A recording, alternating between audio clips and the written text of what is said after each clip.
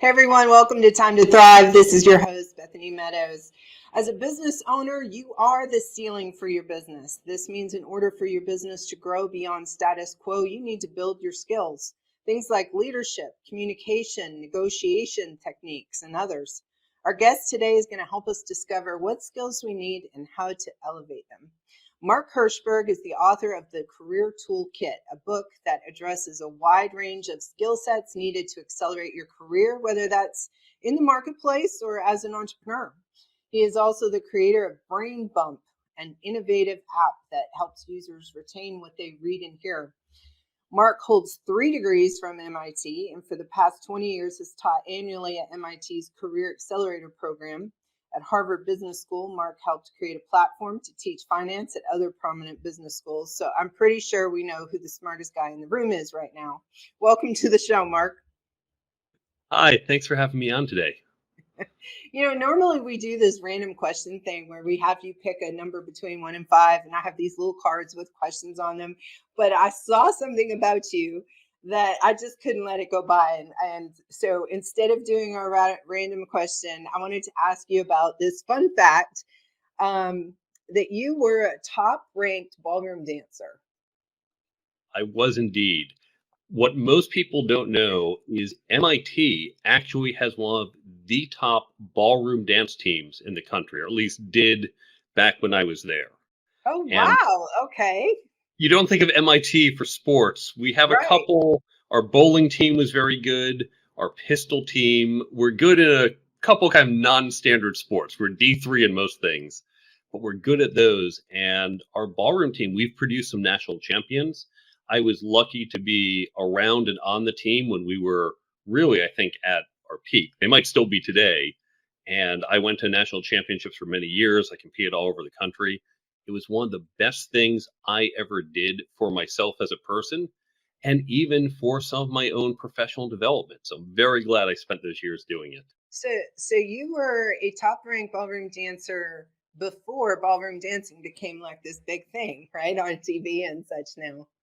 Before Dancing with the Stars, in fact, the first couple years, there were coaches that I had trained with, people who had judged me at competitions. They were some of the early judges. These days, I've been off the competition circuit, so I don't know all the folks on the shows anymore. But yeah, it's a small community, so we all kind of knew each other. Yeah, that's amazing. I love that. It's just, the longer I do this show, the more guests I have on, it's like, and that's why I ask the random questions because we always find out these little nuggets that are just so fun about people. I also read where you have a collection of cufflinks. I don't, that's an unusual things to collect.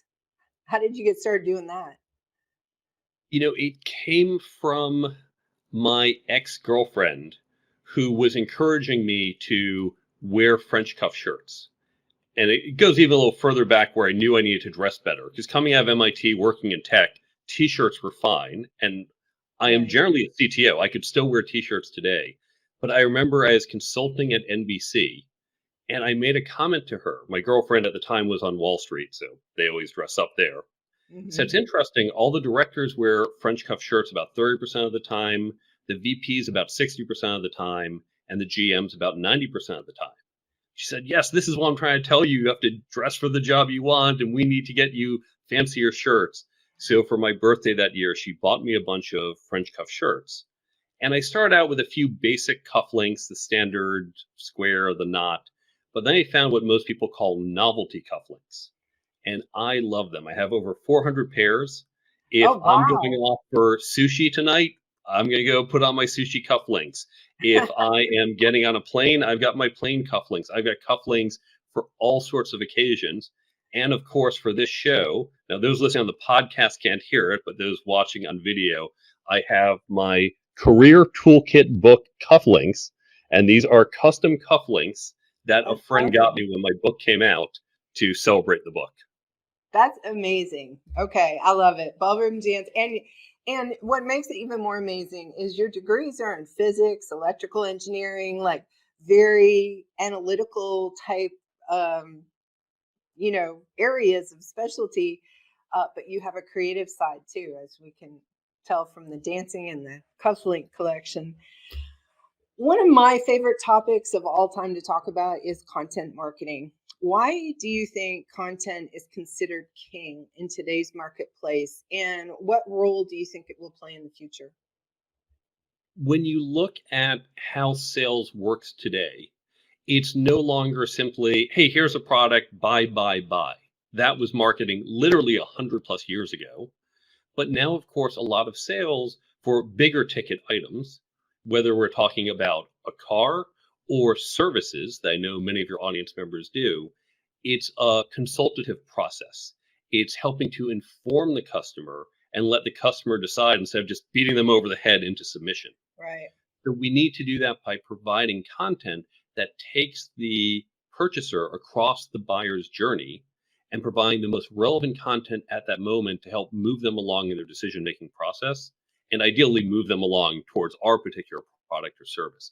So we need to be very thoughtful and considerate as to when and how we do that. In our Time to Thrive membership, we encourage business owners to develop a large form piece of content and then figure out how they can reuse that content in other ways. Can you share some examples for our audience on how they can reuse content? Well, you are, of course, a master at this. And so we'll take this episode as an example, talk about common ways to do it, and then we'll talk about an uncommon way to do it. Here we have a podcast that we're putting out, and we can put it out on multiple channels. We can put it out in video as well. But then you do a whole bunch of great things because this long form content you can chop up into shorter content and Right. you can turn it into individual social media posts. You can turn it into a blog post so you get SEO. In fact, some people just take the transcript and boom, there they go. Very Right. little cleanup. I think you do actually some cleanup of it. You can do text, you can do audio, you can do video, you can do 5 minute clips, you can do 1 minute clips, you can do 1 sentence clips. So you can generate from one piece of content, from one simple interview, you can generate a whole bunch of different pieces of content that may be relevant at different times. And in fact, even if you don't have a podcast, to all the folks out there, if you think about something you create, maybe just put up a 15-minute video explaining your company or your vision about your service. There again, you can chop it up. You can get some 30-second snippets. You can get the text, and that becomes an article. You can get quotes out there. So it's very easy to repurpose our content. But now I'm going to share one less common way. I think this gets to the future of media, which is that when we think about social media, just like our email marketing, it is linear. And I think back to at least when I was a kid, you might be too young to remember this, but when I was a kid, TV came on at a certain time. The show was 8 p.m. Wednesday. And if you Mhm. weren't there to see it, you missed it. You had to catch the rerun in the summer. And so we were stuck to that broadcast model. Today, of course, we have DVRs, we have streaming. I just started watching West Wing. I'm about 20 some years late to watching that show, but it's convenient for me now. And so we switched from that broadcast model where we all had to jump around when they put it out to now I get what I want when I want it.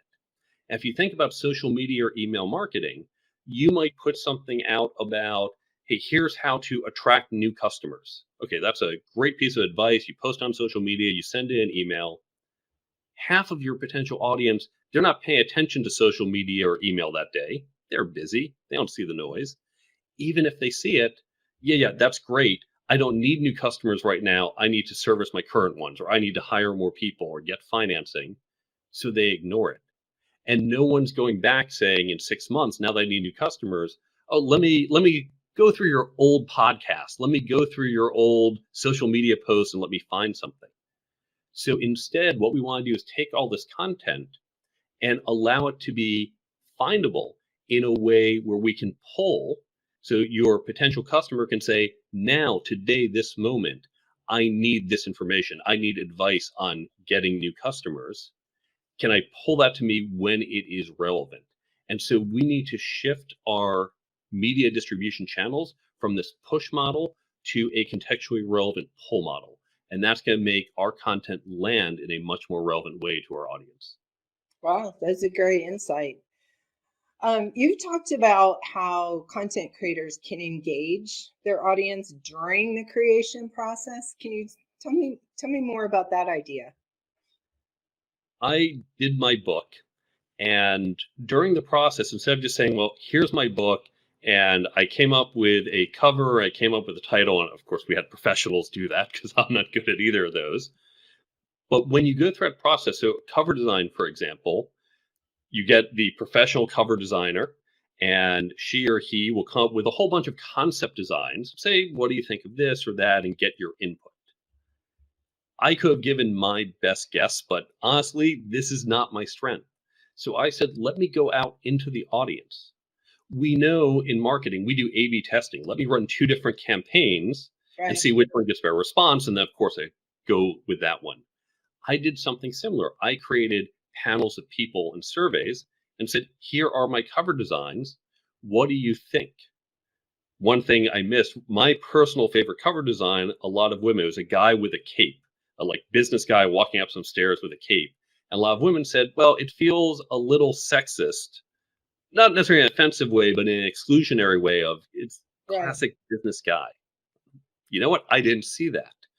Now, it turned out everyone loved the cover we went with. And so I got their input and I used additional surveys to get their input as we refined it. I used this type of surveying process to help refine the title and the subtitle and design some of the elements. Now, this was good for me because it helped me, of course, hone in on what would work best, but it also engages the audience. They got very excited about it. People were telling me, yeah, it's fun watching this process. I feel like I'm part of it. They got invested in the book. So when you create not just here's a blog post or here's a one-off, but when you do larger creative content, think about getting input from others, keeping them throughout the process. It's like one of those behind the scenes that you watch after you see a TV show or a movie. People Right. get engaged, they want to learn more, and they get very connected to you and your brand when you do that. Yeah, one of the other ways that I've seen the engagement with the audience that works really well in terms of creating content is crowdsourcing your content, like going out and saying, "Hey, testimonial videos, post them here," or things like that, where you ask your audience to participate in your content creation themselves.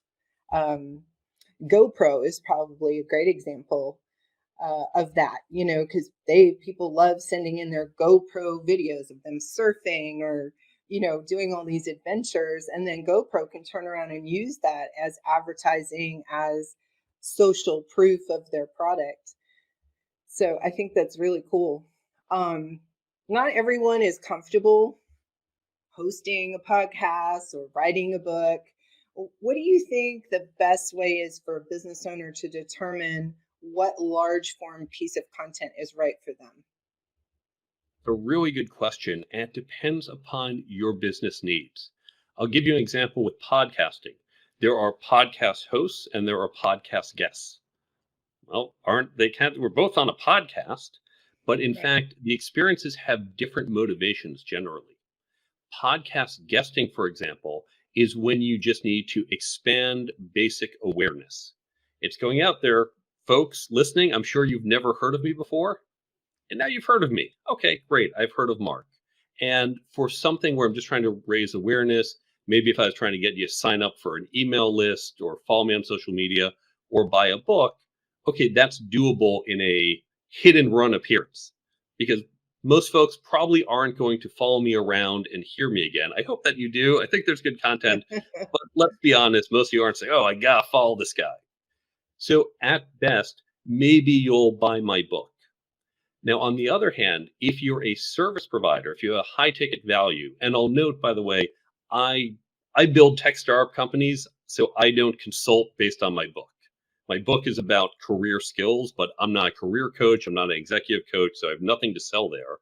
But let's suppose I did. Let's suppose, oh, I have a $10,000 career consulting package.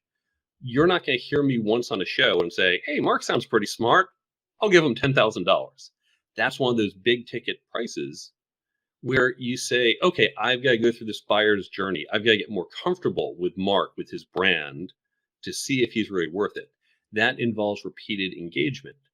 Podcasting or reading a book are both where you spend a lot more time with me in the content. Either you would hear me week after week if I have a show, or you'd read my book, which takes a few hours, and that builds up the trust. And so that's good for more of a deeper engagement that leads to a longer term relationship or higher value items. So when you think about the type of content you want to create, think about the type of engagement you hope to create with it. Now, you might do both. You might say, I need that short, quick, broad reach content to get people into the top of my funnel. And then once they're there, I'm going to start engaging them with more content to move them along that buyer's journey to build up that brand trust so we can have that deeper financial relationship. Right. One of the main ways of delivering content to an audience is social media, but social media is such a sea of noise. So crowded. There's lots of people out there barking about this and barking about that. What are your thoughts around social media as a delivery channel for content? Well, this goes to what we touched upon earlier, which is it is noise, and we're all just shouting as much as possible. In fact, when I think back to my ballroom dancing days, if you ever watch a ballroom dancing competition, not Dancing with the Stars, but an actual ballroom dance competition, you have 20, 40 couples on the floor at once. And we dance for 90 seconds straight. And we have a whole bunch of judges watching us. They have 90 seconds to mark us, to bring us back to next round. This is why we have all those outfits that sparkle. It's why we do the fancy moves, because we're all just trying to shout, look at me, hoping to catch your attention for a few seconds, at which point they say, okay, yeah, you're good, I'll mark you. But if they don't see you, they can't mark you. And that's what we're doing on social media. And we're literally dancing these days on TikTok to try to say, look at me for a couple seconds, and hopefully I can land some information and you'll remember me. And it just gets noisier and noisier. But then we also have the problem, as I mentioned, it is ill-timed because it's this push mechanism. So we push out content at our best guess, but that's not when it's most relevant to our audience. And so I think we need these new pull channels so the audience can get what is relevant to them temporally or spatially.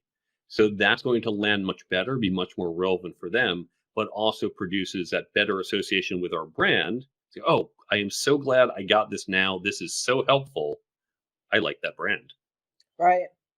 I was a homeschool mom for 16 years, and I was single with 5 children for most of that time, and started my business so that I could homeschool my children and get them through high school. The thing that you learn as a homeschool mom or as a teacher in a classroom is that everybody learns different. Everybody absorbs information in a different way. I had one daughter who needed earphones with some soft music because she was so easily distracted that helped keep her on course. I had other ones that just needed silence, or some loved textbooks and others would learn through creative processes. And I think our audience is the same. And that's why when we're trying to convey information, and I bring this up because I know when you develop the app, the Brain Bump app, you really understand how people retain information. And so when we're thinking about how we put things out in terms of content, that's why I do, I repurpose the information the way I do, because some people need to read it. And some people need to watch it, and some people need to listen to it. And everybody has a preferred way of absorbing information. And so I think that's important, in terms of thinking about social media. We just can't do the same thing all the time, because we're only going to speak to people who are absorbing it in that particular way. Social media is always changing. There's new platforms, and even within the tried and true platforms, Facebook, LinkedIn, whatever, they're always changing. Like every 5 minutes, there's a new feature, or they're doing it a different way, or whatever. What do you think the future of social media is? You hit upon two important things there. Now, first, you used the keyword preferred, and I'm so glad you did that. There is a common myth that some people learn better by reading versus hearing by something else. It turns out when you look at the actual research, there aren't the audio learners versus the visual learners, but there are strong preferences. Some of us prefer to get information a certain way. And certainly we are selling our products and services, we're selling our brand. We want to give it to our customers or potential customers in a way they prefer. You don't want to make your customer jump through hoops. And to your point, that you need to hit upon multiple channels because someone may prefer it a certain way. A very simple example is, well, we have a video on YouTube, but some of your listeners might be listening to this podcast as they drive into work each morning or as they're out for a jog. They're not going to look at the screen. And so audio is their preferred format. And so you're absolutely right. Giving the same content, taking that, repurposing and putting it across multiple channels to let them get how they want is key. But now you also mentioned it's about learning. And you mentioned the Brain Bump app. And that's the app I created, recognizing we need to go from this push to pull media. And here's the key thing when it comes to learning. It takes repeated exposure, something known as spaced repetition. Now, it's a fancy name for something we all know, which is when the teacher tells us something and says there's a test in 2 weeks, we should look back at our notes between now and 2 weeks from now. We should open the textbook again and skim through it. Seeing it multiple times helps us retain it. We also know from a brand perspective, if you have this higher price service or product, no one's going to spend that $10,000 if they hear you once. If you get that one exposure, you need repeated exposure. And so the right solution for both parties is to have repeated exposure of the content. That doesn't mean necessarily exactly the same thing, but for the content consumer, hearing something multiple times, hearing the great advice that comes in your podcast, not just once, because you forget the episode 2 days later, you forget the book a week later. Hearing it a few times, some of the key points, helps them to retain it. And from the brand perspective, when they've heard your brand and the value you provide multiple times, that builds the brand trust. And so the key to social media, it's not necessarily more, it's about repeated exposure at the right time, at the right frequency. And that's something, unfortunately, the main social media isn't designed for, because they just want more, faster, bigger, dump more content in there. But we're going to see newer channels that are about repeated engagement of a concept to help with the brand and the consumer. Interesting. So, what was the catalyst for you? What was your aha moment that kind of prompted you to start building this app?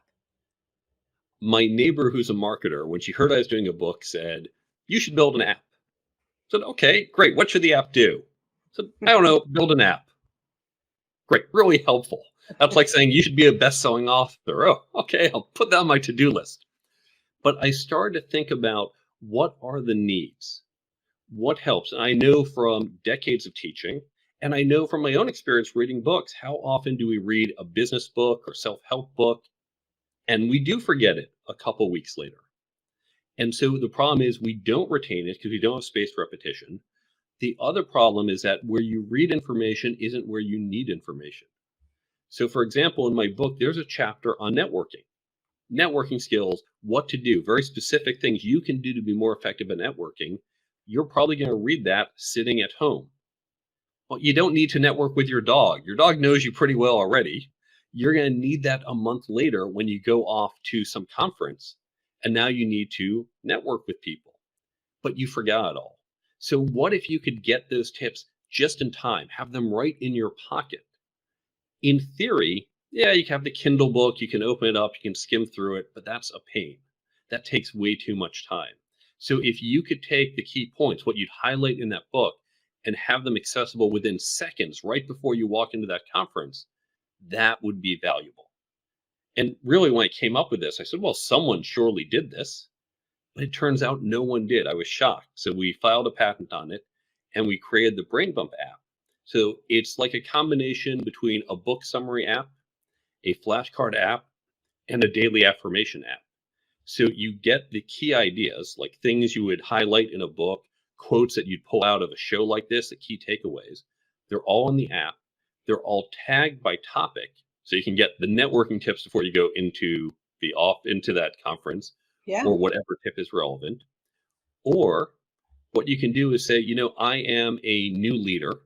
I have a team here, leadership I'm trying to get better at. What if every day, 9 a.m., as I walked into the office, I just got a reminder about a leadership tip? It's like a daily affirmation, but you set the time. So it's relevant to you, 9 a.m. as you walk into the office. That's when I need to get this in my head. And by seeing it each day, you don't even need to open the app. You retain it because you get that spaced repetition. The brand, whoever gave you those leadership tips, the podcast, the blog, the book, you see that each day, and that builds that brand trust. And so both sides benefit from this. And that's what we came up with when I really thought about the needs of the content creators and content consumers.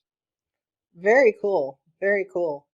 One of the essential skills, I wrote a book here recently called The Juggle is Real. It's about building success and balance as a mompreneur.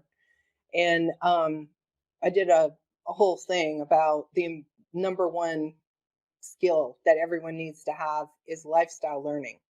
Like, we should never stop. Successful people are always learning. And in your book, the Career Toolkit, you have a number of chapters on interpersonal dynamics. Basically, I would say soft skills, right? The skills about our leadership, for example, is one of those. And these are valuable, whether you're in corporate world or an entrepreneur. These are the things that you need to have, right?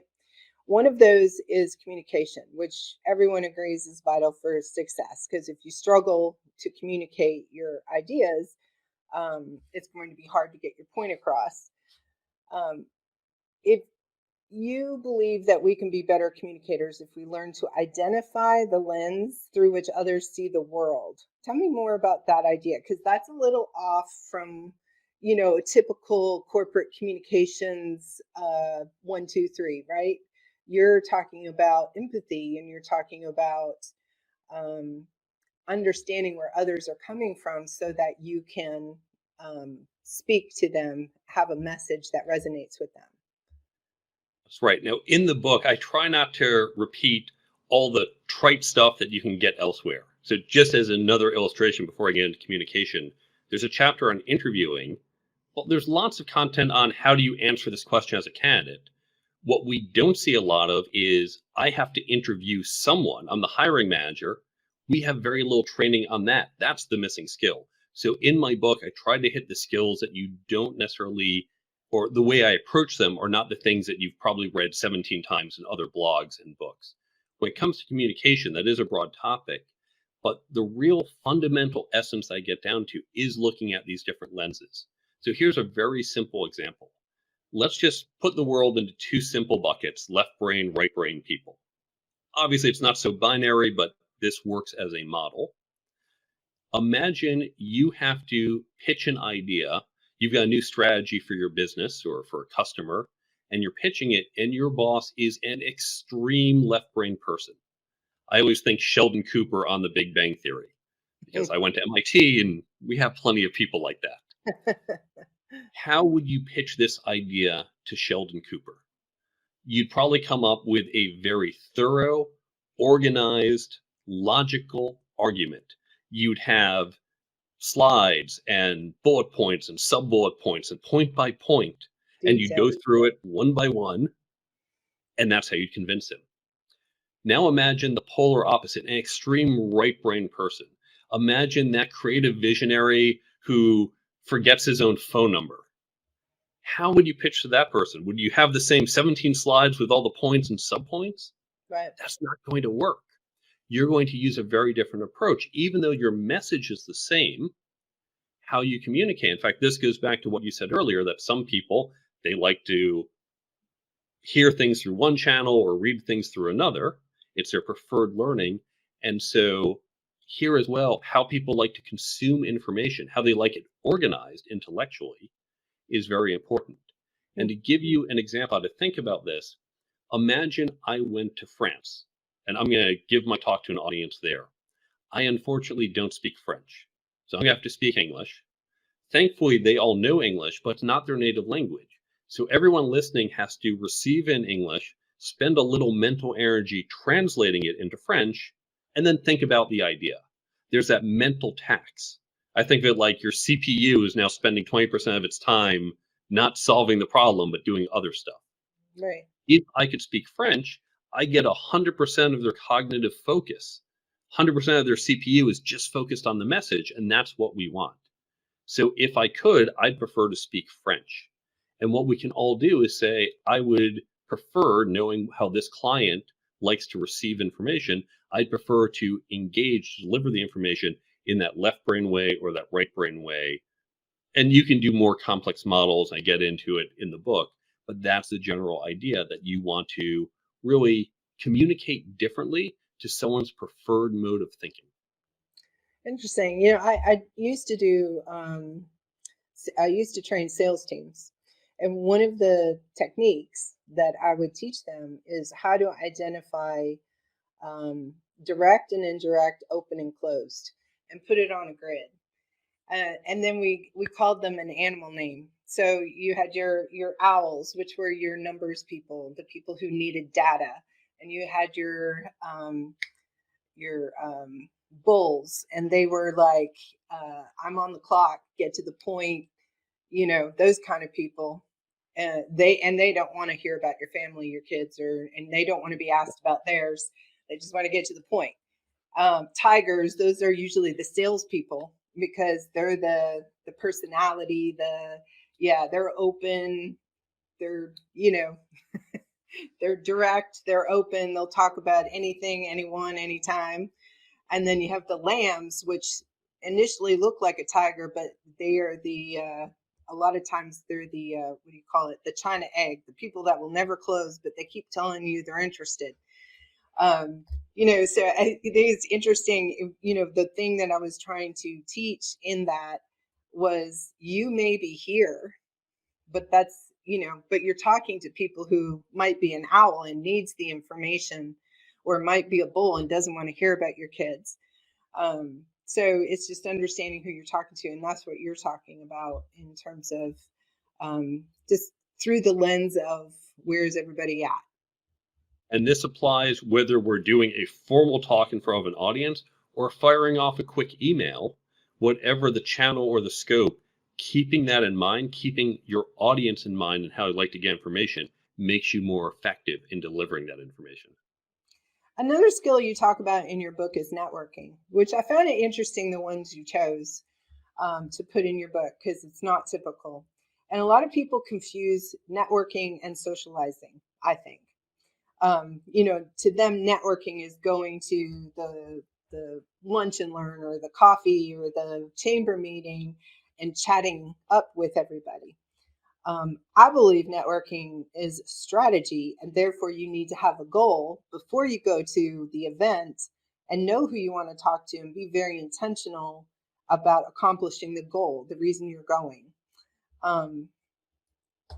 Can you share some of the specific techniques that you believe help build relationships and grow a network? And I'll note the 10 chapters, the 10 topics chosen, I didn't pick them arbitrarily. This comes from a lot of survey data from companies, surveys universities have done. And depending on how you define it, you could get anywhere from about 6 to 36 topics, just how fine grained you are. So we collapse some of those. But these are the skills that we see over and over companies keep asking for, and that VCs look for in entrepreneurs. So these are really the key skills. Now, networking, there's an old proverb, I think it's an African proverb: if you can talk, you can sing; if you can walk, you can dance. And I would add to that, if you can have a friend, you can network. Because networking is ultimately about relationships. And one of the mistakes people make, it's actually very useful to do what you said, which is be strategic about, I'm going to this event, I have limited time, there's certain types of people I want to meet. But what I see way too many people do is they go, hey, Bethany, how are you? I'm Mark. Do you have a card? Okay, great. Here's my card. Okay, great. We'll be in touch. Next. And Yeah, they just run through and they come back. Oh, I got 30 business cards in 2 hours. you feel like you've been speed dating. Yeah. And in fact, well, think of this. Now, I've been single for a while, and so I've used the dating apps. So I sit there and go, okay, swipe left, swipe right, and oh, look, I swiped right. I just matched with a girl. If I said to you, hey, look, I matched with this girl, Sarah. She's my girlfriend now. Say, Mark, you're insane. Just because you both swipe right doesn't mean she's your girlfriend. All it means is there's some interest. Now you have to go date her if you want to make her your girlfriend. And yet, how often do we say, well, I got your business card or I added you on LinkedIn. Oh, we're networked now. It's the same thing. In both cases, you have to build a relationship. Now, in dating, we call it dating. That's how we build a relationship with you. But in networking or professional relationships, we have to get to know each other. That might mean following up with a coffee. Now we can do virtual coffee. We can catch up on a call, follow up with emails, and keeping in touch and building that relationship over time. And we really need to think about what most people consider networking, the exchange of business cards at an event. That's the meeting, but networking happens thinking about building the relationship. Now, you asked about concrete tips. Is in my book, it starts with each chapter, how you do this mental shift, but then there are concrete things. So here's a very simple technique you can use. After you meet someone at an event, go back, write down the information, however you choose to store it, whether it's in your contact book, whether you use a basic file. And it's just things like, I now know you have 5 kids and you homeschooled. I'll just keep that in mind. And later on, if I come across an article about homeschooling, oh, that's a good reason for me to reach out to you. I'll say, hey, Bethany, I was reading this article, made me think of you. I thought you might find it interesting. In fact, if I haven't talked to you in a while, oh, I got to reach out to Bethany. Boy, I really haven't been good about keeping up. Well, I can go find an article on homeschooling and say, oh, Bethany, I just saw this article on it. Well, I saw it because I was searching. I'm not going to mention that, but it's a good way to reconnect in a way that is relevant to you. So by saving a little bit of information about people, it's anything from their hobbies, interests, where they live, where they went to school. You know, I'm a ballroom dancer. You might say, oh, Mark, I saw this ballroom dancing article. It could be anything, professional or personal. But that now gives you a hook, a way to reach back out to those people and build a relationship in a way that's honoring that person because of what's relevant to her or him. You know, it's interesting when you were saying that. It reminded me of a marketing client we had in our agency some years ago. It was a bank, and the CEO of the bank was kind of known for what you're talking about. And he would cut articles out of, like, physically cut out of the newspaper articles and send them, like, paste them on a piece of paper and send them to, whoever he thought that article was relevant to. So we actually created him a branded header that he could put it on a photocopier and have this branded header. And it was like a thing to get something from him, like he thought of you when he saw that article. But he was a master of it. He was also very good at sending handwritten notes to people, which I think is a lost art. Business owners negotiate every single day. I mean, we negotiate with employees, we negotiate with vendors, we negotiate with clients. Yet most of us don't invest in learning negotiation as a skill. There's the book that came out, Never Split the Difference. I think his name is Chris Voth. Have you ever read it? Well, I have. I do not recommend that book. Oh, really? Okay. I Now, found it entertaining just because of his job. Very entertaining. And let me be clear, it's a fun read. So if you want a fun read, that's a good one. But there are some important differences between what he does and what other negotiators like myself, what we do. We're business negotiators. If you think about business negotiation, we might sit down in a room and we're going to spend the day talking. And then we say, oh, you know what? It's getting late. Hey, let's take a break. We might even negotiate by email. That's very common these days. His negotiations are a very different type. His negotiations are, there is a set of bank robbers with hostages. Yeah. His never split the difference because he can't say, all right, look, send 3 out, you shoot the other 3, let's just call it even. That's not an option for him. He also he can't say it's 6 o'clock, let's pick this back up tomorrow. His negotiations are extremely emotional. Literally, people are there with their lives on the line. The bank robbers, they go in, they've got the adrenaline rush, and that wears off, and they're thinking, oh my God, we could get shot. They have all sorts of fears going through their head. Now, we might have fear in our negotiations, but it's not that moment to moment intensity. It's not quite so emotional. He also has a clear clock on his side. In a lot of those negotiations, he can wait them out. Mhm. And that's very different than business negotiations. Now, if my family were to ever get kidnapped, I pray that doesn't happen, he's the guy I'm calling. He is better at that than I am. But for business negotiations, his book, it's entertaining, it's fun to read, but I don't think his tips, which are valid for his world, it's not as relevant for the business negotiations that most of us do. There's a whole bunch of better books on negotiations. You don't have to read mine if you don't want. On my website, I list other negotiation books I recommend, and that's going to be more relevant for your audience unless someone's looking forward to being a hostage negotiator. Another client that we worked with for a number of years was a mediation firm. And uh, I feel like in business, I've always said this: if it's not a good deal for everyone involved, it's not a good deal. Because the idea of negotiating in a selfish way, to say, I'm going to get the best deal at the expense of everyone else involved, ultimately, that doesn't end up being a good deal for you because the other people involved are resentful, don't do as good a job as they should have because they don't feel like they're being paid what they should have been paid. So I always feel like more of the mediation tactic, that it really needs to be a good deal for everyone, a win-win-win situation, rather than I won, everybody at the expense of everyone else, quote unquote, losing, right? Um, There's been perhaps a slight shift past win-win, and the words that I think describe it best come from Professor Larry Susskind, who's a professor at Sloan, who's worked in the class that I teach at MIT. He's part of the Harvard Negotiation Project. And he talks about we need to differentiate value creation versus value claiming.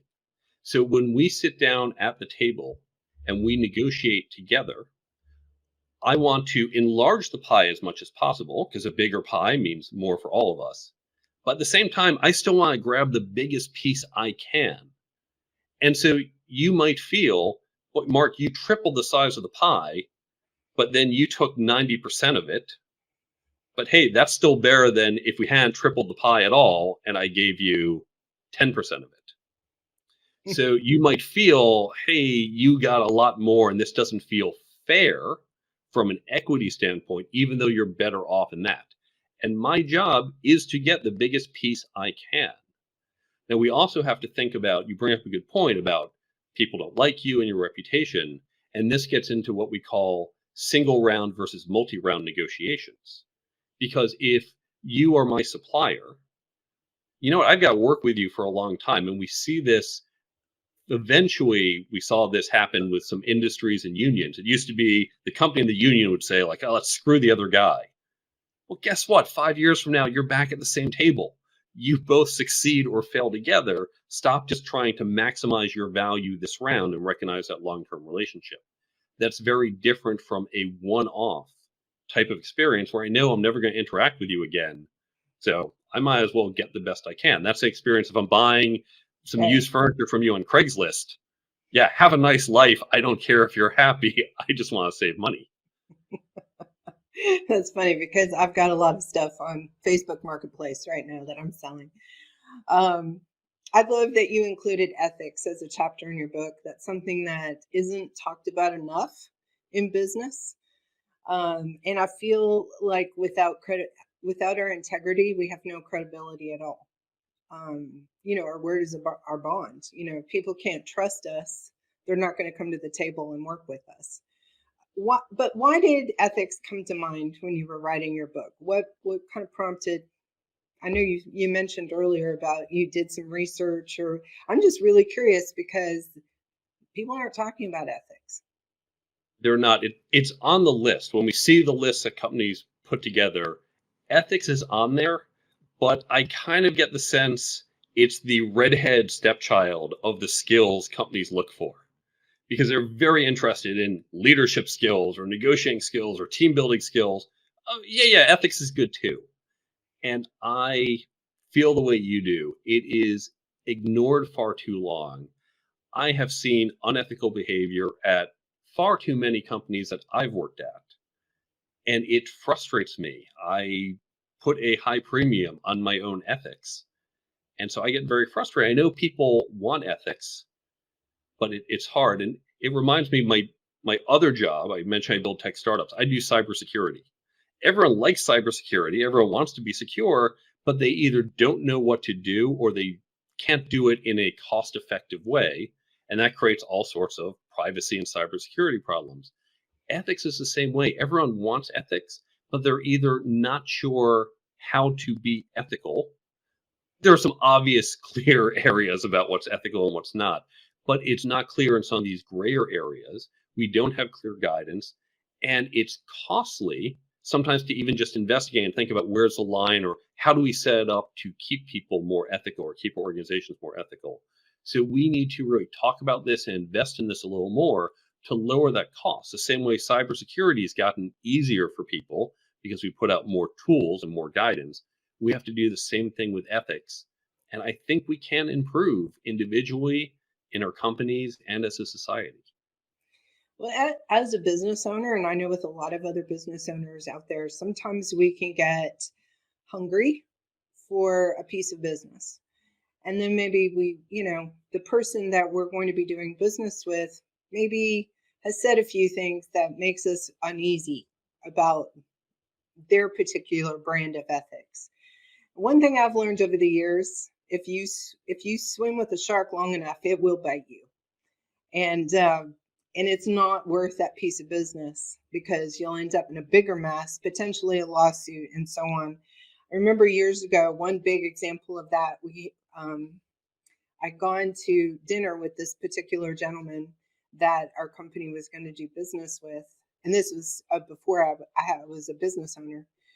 So I was working for an insurance company. I interviewed the guy at dinner, and another person was there from the company. And afterwards, he asked me, "What do you think?" And I said, "I think he's a shark. And I think if you swim with the shark, you're going to get bit." And he's, "Why do you say that?" And I said, "Because the way he talks about things, he's very fast and loose and slick. And, he just had the way he would talk about things made me uneasy." And the insurance company wanted that piece of business so bad that they went into business with him anyway. And about 3 years later, he embezzled $1 million from the company. And that's just a good example. Like you can't make good business with people who don't follow the rules that you think everybody's following. Absolutely. Where it gets fuzzy is where I think the rule should be may not Right. be where you think the rule should be. And so we have to be more explicit about that. But I agree with you. And I talk about in the book how earlier in my career, I was in a position where I felt, oh, I don't want to rock the boat in this job. And so even though I saw some things, I wasn't doing anything unethical, but I saw other people doing things. I just kept my head down. And I regret doing that. And I talk about the fact that now I'm at a place in my career, I can and have just walked away from clients, from companies where I said, this is not a fit. I don't want to be part of this. But I'm lucky to be in a position where I can do that. I know not everyone can, but I hope people at least try to get to a position where they can start to say, under certain circumstances, I'm able to walk away, even though there's some cost to me, whether it's financial or other costs. They're willing to walk away and take that when lines are crossed. And really, this involves some preparation. The analogy I use, think about when a fire alarm goes off. I've been in buildings where fire alarms have gone off. No one's panicking, no one's shoving, because we've all done fire drills. We remember from when we were a little kid. Line up, walk calmly. We know this will work. We don't have to shove people.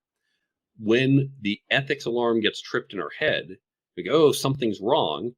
We haven't had that practice to say, okay, we just need to walk calmly. Instead, we have this blaring alarm and we start to worry and panic, and there's usually stress and time pressure. So we need to do a little more practice about, let's think through where are ethical lines so we can stay calm as we start to see people get on and even cross those lines. Even inside, we talk about brands a lot inside Time to Thrive membership because I feel like it's such a key part.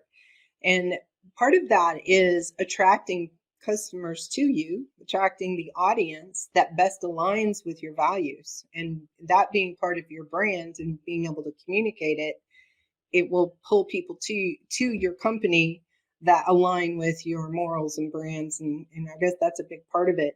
As we wind down the episode, can you share one or two big takeaways that you hope the audience will take action on after the show? I'll give you two. So, first, from your brand perspective, think about creating content not only that can be repurposed, that you can take this big content and get the smaller pieces out of it and use it in different channels, as you so well recommended, but also that you can align this content to be consumable in a pull method so that your audience can get the content that is most relevant for them at that time or place, because that's going to get better resonance with them. It's going to be more valuable to your audience and it will help your brand. Then the second half, we talked about a number of skills, the ones in the book, The Career Toolkit. And really the key thing about these skills is they are all learnable. Sure, there are natural leaders, there are natural negotiators, and we might not be. I wasn't natural at either of those, but they are all learnable. Just like you can learn social media marketing, you can learn Right. finance, you can learn baseball, you can learn these skills too. And even if you get just a little bit better at them, you can see massive returns. So invest some time in yourself getting better at them or your whole team, because this means everyone in your company is going to be more effective and doing better. And that's really going to propel the organization forward. So those are the two things I hope you take away from this episode. Awesome. Okay, thank you, Mark. And finally, where can people get your book? Where can they buy the app? Where can they learn more about you? So I'm going to give you two websites. The first is the free app. If you go to brainbumpapp.com, it's a one-page website. You can follow the links to go to the iPhone and Android stores where you can download the app completely free. There's no cost to using the app. You can learn more about it on the website. If you're interested in getting your own brand's content on there, at the bottom of the page, there's a form you can fill out. It takes 30 seconds just so you get your contact info. I'm happy to jump on a call and talk about how you could potentially do this. That is brainbumpapp.com. For the book, it's a separate website, thecareertoolkitbook.com. And on that website, you can see where to buy it, Amazon and other places. You can get in touch with me or follow me on social media. I put out new articles every week. There's a whole resources page where I link to free articles online or free resources online. I also have other books if you want to go deeper on a particular topic, either after reading my book or instead of reading my book. You can go there as well. And again, I want you to learn these skills whether or not you buy my book. So all of that is at thecareertoolkitbook.com. And the best part is, if you get the book, or even if you don't, the tips from the book are on the Brain Bump app. So if you go to There you go. brainbumpapp.com, you can find the book as well as my blog. You can pull this down and get those great tips so you have access to them when you need it, all completely free. Fantastic. Mark, thanks for being here. We have so many good nuggets and lots of learning for our audience today. Appreciate you. Thanks so much for having me on.